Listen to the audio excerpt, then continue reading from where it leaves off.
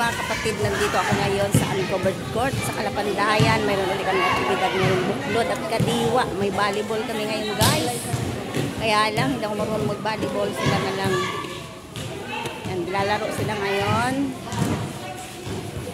Yan, mga kasama, mga kadiwa, yung iba dyan.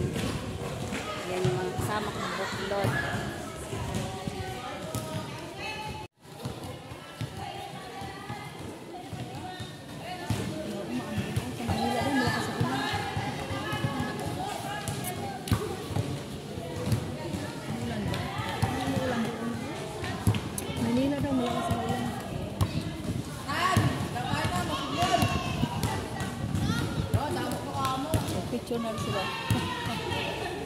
Warm up pa lang yan, guys.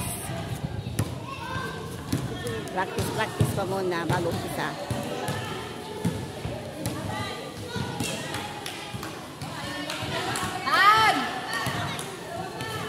Damot! Damot! Damot!